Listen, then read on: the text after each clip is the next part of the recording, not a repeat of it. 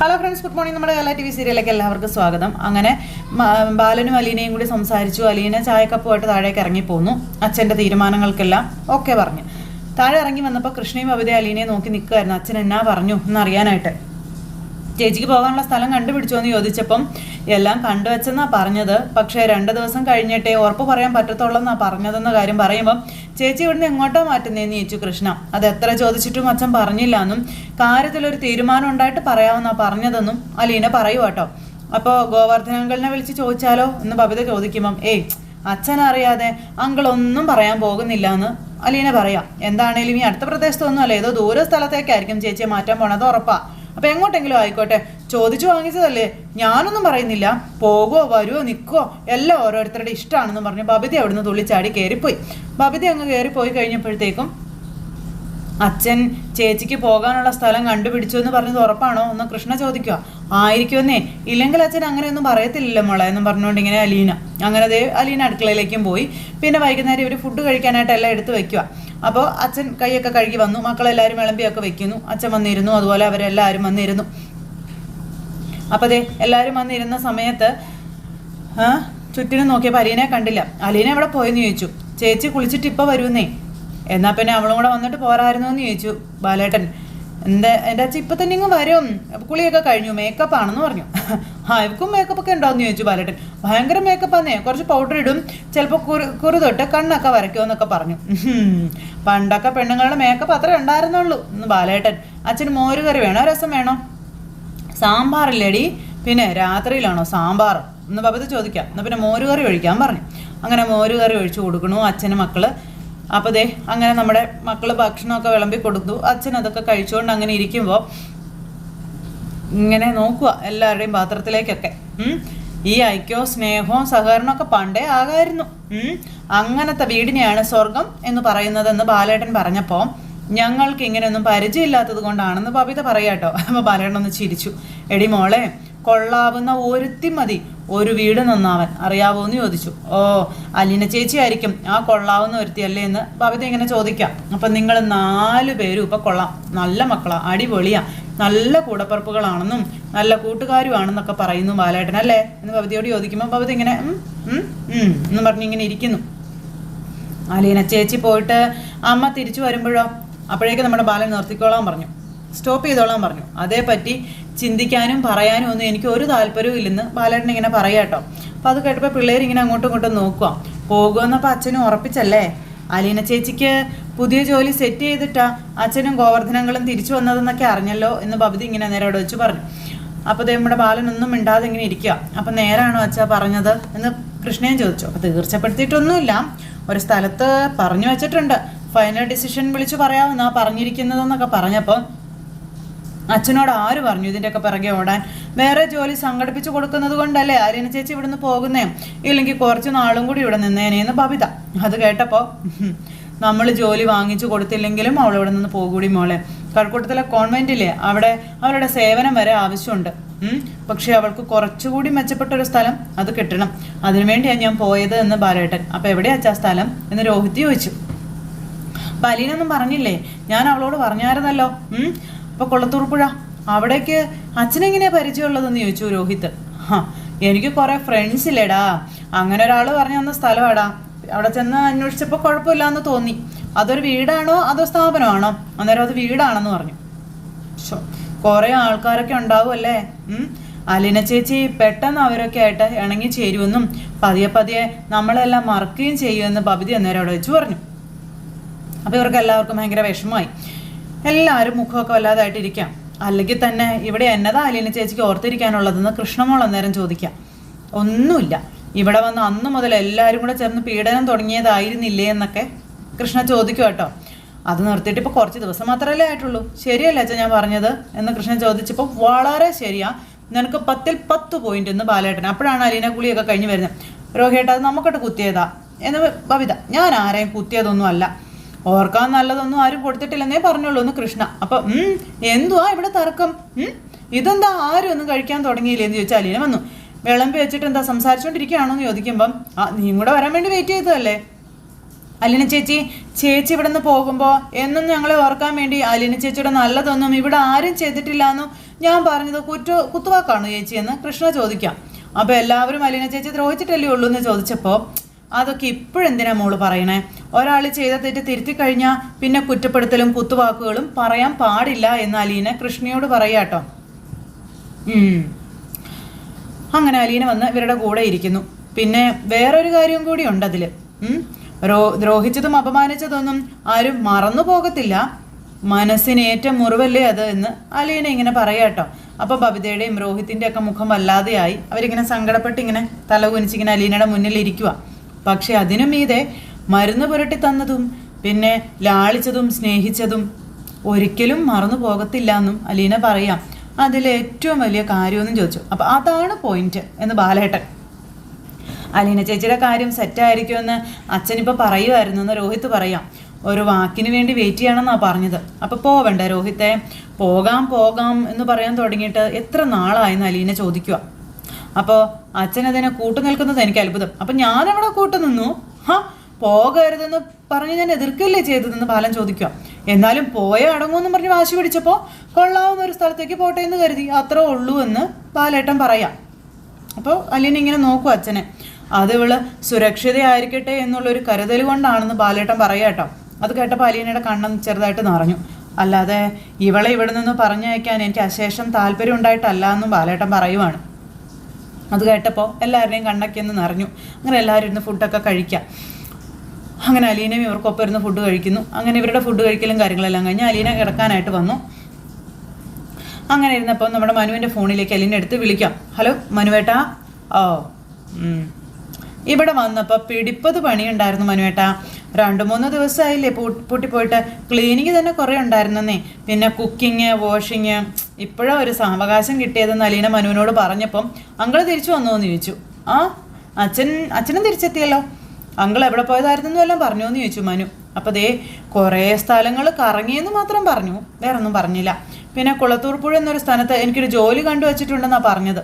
കുളത്തൂർ പുഴ അതെവിടെയാ സ്ഥലം? അപ്പോൾ മനു ഒന്നും അറിയാത്ത പോലെ ചോദിക്കാട്ടോ. എനിക്കും അതിനെപ്പറ്റിയൊന്നും അറിയില്ല മനുവേട്ടാ.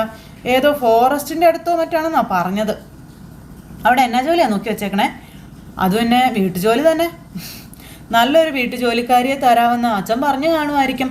അപ്പോൾ നല്ല ഫാമിലിയൊക്കെ ആണോ? നീ അറിയാത്ത ഒരു സ്ഥലത്ത് വീട്ടുജോലിക്കാരിയായി പോകുന്നത് എനിക്ക് ഒട്ടും താല്പര്യമില്ലാത്ത കാര്യമായിട്ടോ അലീന. നല്ല ശമ്പളം കിട്ടുമെന്ന് അച്ഛൻ പറഞ്ഞത്. ആള് വലിയ തോട്ടം മുതലാളിയാണെന്നാണ് പറഞ്ഞതെന്നൊക്കെ പറയുമ്പോൾ നീ അവിടെ പോയി ജോലി ചെയ്യാൻ തയ്യാറാണോ? അച്ഛൻ അന്വേഷിച്ച് കണ്ടുപിടിച്ചതല്ലേ എനിക്ക് വേണ്ടി. അതിനൊരു വിലയുണ്ട് മനുവേട്ടാ എന്നും പിന്നെ ഞാനത് കുറയ്ക്കാൻ പാടില്ല എന്നും അലീന പറയാം. അങ്കിള് നിന്നോട് വേറെ എന്തെങ്കിലും പറഞ്ഞായിരുന്നോ? അപ്പോൾ വേറെ ഇപ്പം എന്തു പറയാനാ? അല്ല, ഞാൻ ചോദിച്ചെന്നേ ഉള്ളൂ. അങ്കിള് ഗംഗാധരൻ വെളിച്ചനെ കാണാനായിട്ട് നീലഗിരിക്ക് പോയിട്ടുണ്ടായിരുന്നു. അതെന്തിനാ ഗംഗാധരൻ അങ്കിളിനെ കാണുന്നേ? അത് പിന്നെ അതെന്താന്ന് എനിക്ക് അറിഞ്ഞുകൂടാ. അത് നീ അങ്കിളിനോട് തന്നെ ചോദിച്ചു നോക്കാൻ പറഞ്ഞു. മനുവേട്ടൻ എങ്ങനെ ഇതൊക്കെ അറിഞ്ഞത്? അപ്പോൾ വെളിച്ചൻ ഇവിടെ വന്നിട്ടുണ്ടെന്ന് പറഞ്ഞു. അച്ഛൻ ചെന്ന് കണ്ടതിന് ശേഷമാണോ അദ്ദേഹം അങ്ങോട്ട് വന്നത്? അതെ. വെളിച്ചനോട് പഴയ കഥകളൊക്കെ ചോദിച്ചു എന്നാ പറഞ്ഞത്. അതൊക്കെ എന്തിനാ ചോദിക്കുന്നത്? അല്ല, എന്നോടൊന്നും പറഞ്ഞില്ലല്ലോ എന്നൊക്കെ അലീന. ഗംഗാധരൻ ഞങ്ങൾ എന്തിനാ ഇപ്പം ഇങ്ങോട്ട് വന്നത്? പലീന കടപ്പാട്ടൂർ നിന്ന് വന്നാൽ പിന്നെ ബാലചന്ദ്രൻ ഞങ്ങൾ ഒന്നും പിടിച്ചു വയ്ക്കുന്നു തോന്നുന്നില്ല, എല്ലാം പൊട്ടിക്കുമെന്ന് മനു അന്നേരം പറയാം. അച്ഛൻ ഗംഗാധരൻ അങ്കിളിൻ്റെ അടുത്ത് അങ്ങനെ ഭീഷണിപ്പെടുത്തോ മറ്റോ ചെയ്തോ? ഒട്ടും പ്ലീസിങ് ആയിട്ടല്ല നീ സംസാരിച്ചത്. നീ പോയ വൈജാൻ്റെ കടപ്പാട്ടൂരോട്ട് കയറുമല്ലോ. പിന്നെ അഹങ്കാരം വലതും കാണിച്ച ബാലചന്ദ്രൻ അങ്കിൾ പിന്നെ ഒന്നും നോക്കമോണില്ല. സംഭവിക്കുന്നത് എന്തായിരിക്കുമെന്ന് അലീന പോകാതെ എങ്ങനെ വൈജാൻ്റെ അങ്ങോട്ട് തിരിച്ചയക്കും എന്ന് ആലോചിക്കാൻ വേണ്ടിയിട്ടാണ് നമ്മുടെ അങ്കിള് വന്നിരിക്കുന്നതെന്ന് പറയുമ്പോൾ ഞാൻ പോകാതെ മേഡം വരത്തില്ല എന്ന് പറഞ്ഞു. എന്നെ തോൽപ്പിക്കാൻ വേണ്ടി ഒരു തിരിച്ചു വരാൻ കഴിയാത്ത ഒരു വലിയ കുഴിയിലേക്ക് എടുത്തു ചാടാൻ പോവുകയാണെന്ന് പാവത്തിന് അറിയില്ല എന്ന് അലീന പറഞ്ഞപ്പം അതിനേക്കാളും ഭേദമല്ലേ നീ അവിടെ താമസിച്ചുകൊണ്ട് വൈജാൻ്റെ അവരുടെ വീട്ടിലോട്ട് വാടക വീട്ടിലോട്ട് വിടുന്നതെന്നൊക്കെ ചോദിക്കുമ്പം എത്ര കാലം മനുവേട്ടാ ഒറ്റയ്ക്ക് എത്ര കാലം ജീവിക്കുമെന്ന് ചോദിച്ചു. വൈജ മേഡം അതിനിടയ്ക്ക് ഡിവോഴ്സൊക്കെ എടുത്തുനിന്ന് വരുമെന്നുള്ള കാര്യങ്ങളൊക്കെ അലീന ഇങ്ങനെ പറയുക. വേറൊരു കല്യാണം വരെ കഴിച്ചെന്ന് വരും. എന്തിനാ പിന്നെ അതൊന്നും ഓർത്തിരുന്ന് സങ്കടപ്പെട്ടിട്ട് കാര്യമുണ്ടോ എന്ന് ചോദിക്കുമ്പം നീ പറയുന്നതൊക്കെ ഒരു കണക്കിന് ശരിയാണ്, പക്ഷെ ഇതൊന്നും ഒരു പരിഹാരമല്ല അലീന, നീ അത് മനസ്സിലാക്കാൻ പറഞ്ഞു. വരുന്നത് പോലെ വരട്ടെ മനുവേട്ടാ, അല്ലാതെ ഇപ്പം എന്ത് ചെയ്യാനാ? ഞാനിപ്പോൾ അത്രയ്ക്കേ വിചാരിക്കുന്നുള്ളൂ, അത്ര വിചാരിക്കാൻ എന്നെക്കൊണ്ട് സാധിക്കുന്നുള്ളൂ എന്ന് പറഞ്ഞു. നീ ഇവിടുന്ന് പോയി കഴിഞ്ഞാൽ നമ്മൾ തമ്മിലുള്ളൊരു ടച്ചൊക്കെ വിട്ട് പോകും എന്ന് പറയുമ്പം അങ്ങനെയൊന്നും ഇല്ല മനുവേട്ടാ എന്ന് പറഞ്ഞു അലീന. നമുക്ക് തമ്മിൽ കാണാൻ പറ്റാതെ വരും, ഫോണിൽ വിളിക്കാൻ റെസ്ട്രിക്ഷൻസും കാര്യങ്ങളൊക്കെ വരും. ഇല്ലെന്നേ, ഒരു കോൺഫിഡൻസ് ഒക്കെ വേണ്ടേ മനുവേട്ടാ, ചുമ്മാ ഇങ്ങനെ പറഞ്ഞാൽ എങ്ങനെയാണെന്ന് ചോദിച്ചു. അപ്പോൾ എനിക്ക് നല്ല ടെൻഷനുണ്ട്, നീ അകന്ന് പോവാണോ എന്നുള്ളത്. അതൊക്കെ വെറുതെ മനുവേട്ടാ, ഞാൻ അടുത്ത് തന്നെ ഉണ്ടെന്ന് അലീന മനുവിനോട് പറയാം കേട്ടോ. ഓക്കെ, എനിക്ക് അത്രയും മാത്രം കേട്ടാൽ മതി, എന്നാൽ പോയി സുഖമായിട്ട് ഉറങ്ങിക്കൊള്ളാൻ പറഞ്ഞു. ശരി. അങ്ങനെ അതൊക്കെ പറഞ്ഞ് ഫോണൊക്കെ കട്ട് ചെയ്തു. അലീന ഇങ്ങനെ ഇരിക്കുന്നു, മനു അവിടെ ഇരിക്കുന്നു. അലീന എന്നിട്ട് കിടന്നു. ഈ സമയത്ത് നമ്മുടെ മനു അവിടെ എന്തൊക്കെയോ ചെയ്തുകൊണ്ടിരിക്കുക ലാപ്ടോപ്പിൽ. അപ്പോഴത്തേക്കും വലിയച്ഛനും അച്ഛനും കൂടെ അങ്ങോട്ടേക്ക് വന്നു. നീ വല്ല ബിസിയാണോ മനു? ബിസിയൊന്നും അല്ല, എന്നായിരുന്നു എന്ന് ചോദിച്ചു. ഇവർ വന്ന് അടുത്തിരുന്നു. ഇപ്പോൾ ബാലൻ കടപ്പാട്ടൂരുണ്ടോയെന്ന് ചോദിച്ചു. അപ്പോൾ അവിടെ ഉണ്ടെന്നാ പറഞ്ഞതെന്ന് പറഞ്ഞു. എന്ന് തിരിച്ചെത്തിയെന്നും എല്ലാം പറഞ്ഞോ? ഇന്നാ വന്നത്. എന്താ വിളിച്ച? എന്തെങ്കിലും പ്രശ്നമുണ്ടോ? അലീനയെ മാറ്റി താമസിപ്പിക്കാൻ പറ്റിയ സ്ഥലം അയാൾ കണ്ടുപിടിച്ചോ? ആ കാര്യത്തിൽ തീരുമാനമൊന്നും ആയിട്ടില്ലെന്നാ എന്നോട് പറഞ്ഞത്. അപ്പം നീ അതൊന്നും ചോദിച്ചില്ലേ ബാലേന്ദ്രനോട്? അച്ഛൻ ഞാൻ ചോദിച്ചായിരുന്നു. കൂനൂർ ചെന്ന് വല്യച്ഛൻ്റെ കയ്യിൽ നിന്നും ഏതോ ഒരു സ്റ്റാൻലി ജോസഫിൻ്റെ വീട്ടിലെ അഡ്രസ്സ് മേടിച്ചുകൊണ്ട് പോയിട്ട് എന്തായിന്ന്. അപ്പോൾ അത് കേട്ടപ്പോൾ അങ്കിളിന് ഭയങ്കര ഞാനിതൊക്കെ എങ്ങനെ അറിഞ്ഞു എന്ന് എന്നോടൊരു ചോദ്യം. അപ്പം ഞാൻ പറഞ്ഞു വലിയച്ഛൻ വന്നിട്ടുണ്ടെന്ന്. അതെന്തിനാ നീ പറയാൻ പോയത്? അപ്പോൾ സത്യമല്ല വലിയച്ഛൻ ഞാൻ പറഞ്ഞത്. അതോടെ ബാലേന്ദ്രൻ ബാക്കിയെല്ലാം ഹൈഡ് ചെയ്ത് കാണുമെന്നുള്ള കാര്യം പറയാം. ഇതിലിപ്പോൾ എന്നതാ ഹൈഡ് ചെയ്യാനുള്ളത്? ഇനി അയാൾ പറയോ സ്റ്റാൻലിയുടെ അടുത്തേക്കാണ് പോയത് എന്നുള്ളത്? പുനലൂരും പോയെന്നാണ് പറഞ്ഞത്. പുനലൂർ പോകുന്ന സ്റ്റാൻലി ജോസഫിനെ കാണാൻ വേണ്ടിയിട്ടല്ലേ എന്ന് ചോദിച്ചപ്പം അതെ. സ്റ്റാൻലി ജോസഫിനെ കണ്ടോ എന്ന് ഞാൻ ചോദിച്ചപ്പം അതെല്ലാം പിന്നീട് വിശദമായിട്ട് പറയാമെന്നാണ് പറഞ്ഞത്. കണ്ടെന്ന് പറഞ്ഞില്ലേ? ഒന്നും പറഞ്ഞില്ല. അപ്പോൾ അലീനയുടെ കാര്യത്തിൽ തീരുമാനമായോ എന്ന് ചോദിക്കാൻ മേലായിരുന്നു എന്ന് ചോദിച്ച ശിവേട്ടനോട്. അത് ഞാൻ ചോദിച്ചു. തീരുമാനം ആയില്ലെന്നാണ് പറഞ്ഞത്. അപ്പോൾ ഒന്നുകിൽ സ്റ്റാൻലിയെ മീറ്റ് ചെയ്തിട്ടുണ്ടാവില്ല, അല്ലെങ്കിൽ സ്റ്റാൻലി അലീനയെ ഏറ്റെടുക്കാൻ സമ്മതിച്ചിട്ടുണ്ടാവില്ല എന്നും ഗംഗേട്ടൻ അവിടെ നിന്ന് പറഞ്ഞു. അങ്ങളൊന്നും വിട്ടു പറയുന്നില്ല വില്ലിച്ച. അപ്പം ഗംഗേട്ടാ, നമുക്ക് നാളെ കടപ്പാട്ടൂർ വരെ ഒന്ന് പോയാലോ? ബാലേന്ദ്രനെ കണ്ട് ചോദിക്കാനാണോ എന്ന് ചോദിച്ചപ്പം ചോദിക്കണ്ടേ പിന്നെ. സ്റ്റാൻലിയെ ബാലേന്ദ്രൻ കണ്ടോ ഇല്ലയോ നമുക്കൊന്നും അറിയണ്ടേ? സ്റ്റാൻലിയും വൈജിയും കൂട്ടിമുട്ടിക്കാതെ പ്രശ്നത്തിനൊരു പരിഹാരം കാണണ്ടേ എന്നൊക്കെ ശിവേട്ടൻ ചോദിക്കുക. അവർ രണ്ടുപേരും തമ്മിൽ കാണാനിടയായാലേ എല്ലാം പൊളിയും. അപ്പം അക്കാര്യത്തിൽ നമുക്കിപ്പോൾ എന്നെ ചെയ്യാൻ പറ്റുമെന്നാണ് നീ പറയുന്നത്? ബാലേന്ദ്രനോട് പറയാം, ഇലയ്ക്കും മുള്ളിനും കേടില്ലാതെ പ്രശ്നം പരിഹരിക്കണം എന്നുള്ളത്. അവിടെ ചെല്ലുമ്പോൾ അയാൾ ഓരോന്ന് പറഞ്ഞ് നാണം കെടുത്തി തൊലി ഉരിച്ചേ വിടുകയുള്ളൂ. ഒടുക്കത്തെ പകയാണ് അയാൾക്ക് നമ്മളോടുള്ളത്. ചീറ്റ് ചെയ്ത് ആർക്കാ വിധിച്ച വിരോധം തോന്നാതെ വരിക? നീ പണ്ടേ മറുപക്ഷത്തുള്ള ആളാണല്ലോ. ഗംഗേട്ടാ, നാളെ നമുക്ക് എന്തായാലും ഒന്ന് പോകണം. ഇല്ലെങ്കിൽ വേറൊരു കുഴപ്പമുണ്ട്. സ്റ്റാൻലി അലീനയെ കാണാനും കടപ്പാട്ടൂർ വന്നെന്ന് തന്നെ ഇരിക്കട്ടെ. വൈജയെ കൂടി കാണാൻ തീരുമാനിച്ചാൽ എന്ത് ചെയ്യുമെന്ന് ചോദിച്ചു ശിവേട്ടൻ. അയാൾക്ക് നമ്മളുടെ വീടറിയാം. വൈജയന്തിയെ നമ്മൾ ഒളിവിൽ താമസിപ്പിച്ചിരുന്നപ്പോൾ 2 തവണ അയാൾ ഇവിടെ തിരക്കി വന്നിട്ടുള്ളതാ. അതുപോലെ ഇനിയും വന്നാൽ വൈജയും അയാളും തമ്മിൽ കണ്ടാൽ ബാക്കി എന്നതാ സംഭവിക്കാൻ പോകുന്നതെന്ന് നമുക്ക് ഊഹിക്കാൻ പോലും പറ്റത്തില്ല എന്ന് ശിവേട്ടൻ പറഞ്ഞു. ശരിയാണെന്ന് ഗംഗേട്ടനും തലയാട്ടി സമ്മതിച്ചു. നാളെ തന്നെ പോയി ബാലേന്ദ്രനുമായി കണ്ട് സംസാരിക്കാമെന്നും അവർ പറയുകയാണ്. പിന്നെ മനു, നീയും വരണം ഞങ്ങളുടെ കൂടെ എന്ന് പറഞ്ഞപ്പം ഞാൻ വന്നിട്ട് ഇപ്പം എന്നെ ചെയ്യാനാ? എനിക്കിതിലൊരു റോളും ഇല്ല എന്ന് മനു അന്നേരം പറഞ്ഞു. നിന്നോട് അയാൾക്കൊരു സോഫ്റ്റ് കോർണർ ഉണ്ടല്ലോ മനു, അതാ പറഞ്ഞത്. ശരി, വരണമെന്ന് വെച്ചാൽ ഞാൻ വരാം, അല്ലാണ്ട് ഇപ്പം എന്ത് ചെയ്യാനാ? അപ്പം രാവിലെ തന്നെ നമുക്ക് പോകാം. എവിടെ പോകുന്നെന്ന് ഇവിടെ ആരോടും പറയണ്ടെന്നും ശിവേട്ടൻ അന്നേരം അവിടെ വെച്ച് പറഞ്ഞു. അപ്പം ഇതിനൊരു പരിഹാരം കാണാതെ എന്തായാലും എനിക്ക് തിരിച്ചു പോകാൻ പറ്റത്തില്ലല്ലോ എന്നും ഗംഗേട്ടൻ പറയാട്ടോ. അങ്ങനെ അവർ നാളെ ബാലനെ കാണാൻ പോകാൻ റെഡി ആവുന്നു. ഈ സമയം പിറ്റേന്ന് രാവിലെ നമ്മുടെ ബബിത മോള് കോളേജിൽ പോകാൻ ഇറങ്ങും. അപ്പോഴത്തേക്ക് അലീന വന്നു. അപ്പം ബബിത ലേറ്റ് ആയതിനെ പറ്റി ചോദിച്ചുകൊണ്ട് അലീന അങ്ങോട്ടേക്ക് വന്നു. നീ എന്താ ഇത്ര ലേറ്റ് ആയത്? എന്നെ എന്തെങ്കിലും ഇങ്ങനെ ചോദ്യം ചെയ്യാനാരാ? പ്രധാനമന്ത്രിയോ? എന്നാൽ ഇത്തിരി പതുക്കെ പോയാൽ മതി കേട്ടോ. ആരെങ്കിലും ചോദിച്ചാൽ ഞാൻ പറഞ്ഞെന്ന് പറഞ്ഞാൽ മതി, പ്രധാനമന്ത്രി. അപ്പോൾ അങ്ങനെ നമ്മുടെ അലീനയും ബബിതയും കൂടെ സംസാരിച്ചുകൊണ്ട് നിൽക്കുന്നു. ആ സമയത്ത് പോയ ബബിത ഓടിക്കയറി വന്ന് നമ്മുടെ അലീനയ്ക്ക് ഒരു ഉമ്മയൊക്കെ കൊടുക്കുക. അലീന അന്തം വിട്ടിങ്ങനെ നിന്ന് പോയിട്ടോ.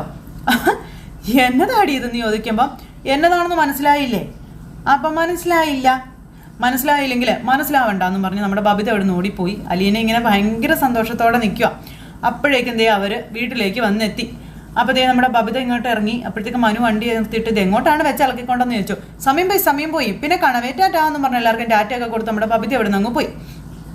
അപ്പോഴേക്കും ഇവരെല്ലാവരും വന്ന് വണ്ടിയിൽ നിന്ന് ഇറങ്ങി. ഇതെന്താ എല്ലാവരും കൂടി ഒരു സർപ്രൈസ് വിസിറ്റ് എന്ന് ചോദിച്ചു. ബാലേന്ദ്രനെ ഒന്ന് കാണണം, സംസാരിക്കണമെന്ന് ഗംഗേട്ടൻ പറഞ്ഞു.